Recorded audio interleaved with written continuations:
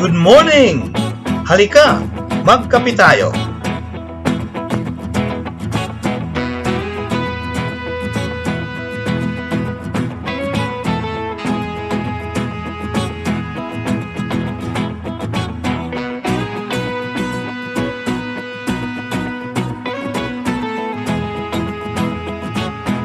Welcome to the Morning Coffee with Father Jerry.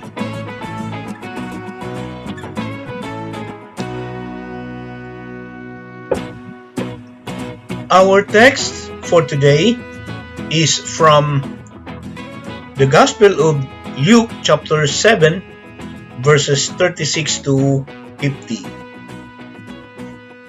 It says, one of the Pharisees invited Jesus to have dinner with him.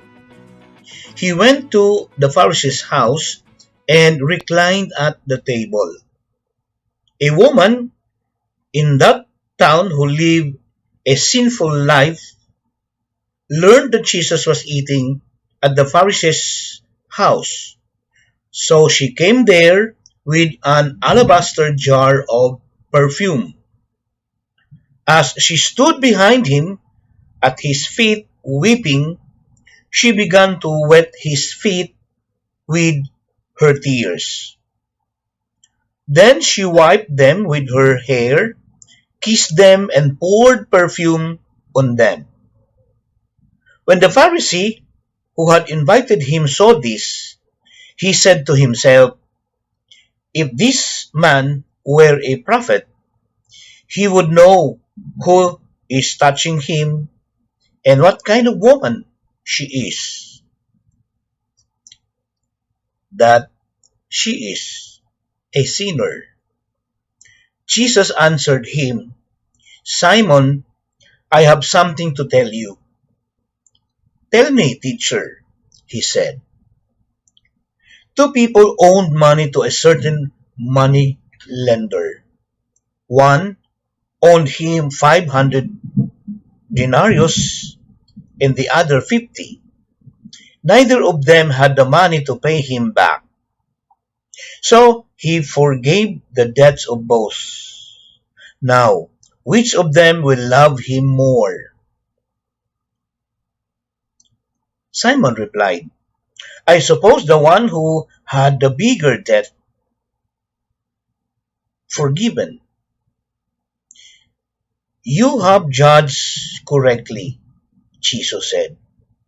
Then he turned toward the woman and said to Simon, do you see this woman? I came into your house, but you did not give me any water for my feet, for she wet my feet with her tears and wiped them with her hair. You did not give me a kiss, but this woman, from the time I entered, has not stopped kissing my feet. You do not put oil on my head, but she has poured perfume on my feet. Therefore, I tell you, her many sins have been forgiven, as her great love has shown. But whoever has been forgiven little loves little. Then Jesus said to her, your sins are forgiven. The other guests began to say among themselves, who is this who even forgives sin? Jesus said to the woman, your faith has saved you. Go in peace. Thus far is the reading for today's Gospel reflection. Jesus anointed a sinful woman. What is it for us? What is God's message for us through these texts today? Who says that Jesus hates the Pharisees? In our gospel today, a Pharisee invites Jesus into his own house, and he obliges. They are seated, probably enjoying a good meal and having nice conversation, when suddenly a woman of not so good reputation comes in and bides her time to serve him. She did so by cleaning the Lord's feet with her tears and wiping it with her hair and anointing it with a very expensive perfume.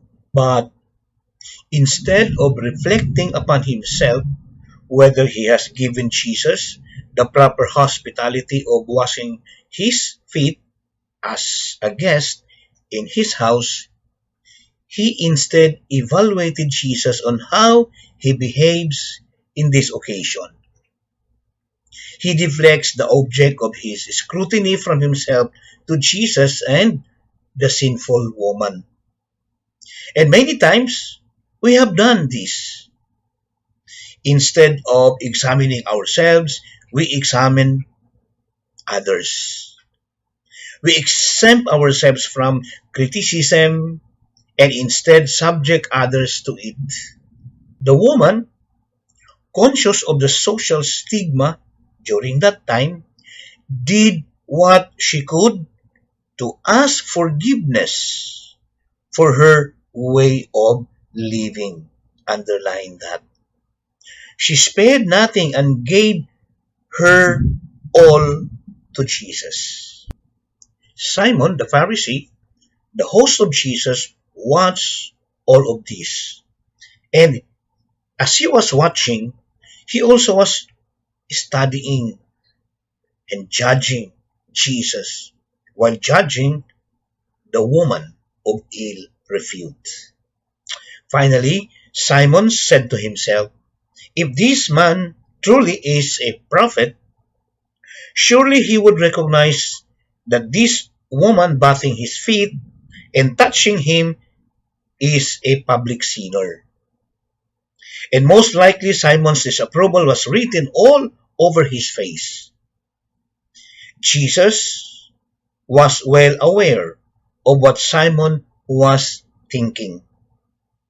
Jesus looked at Simon and gave him the familiar scenario of two debtors who owed money to a creditor.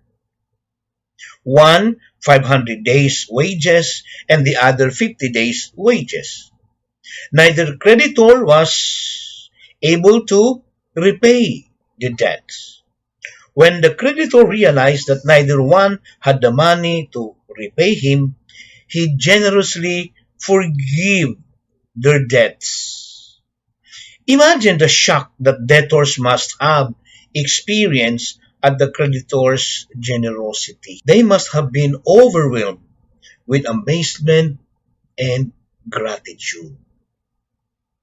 Then Jesus asked Simon, which one of those men will love him more?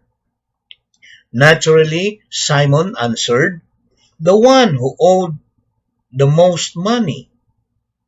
I wonder if the Pharisee had truly grasped, understood the point Jesus was making.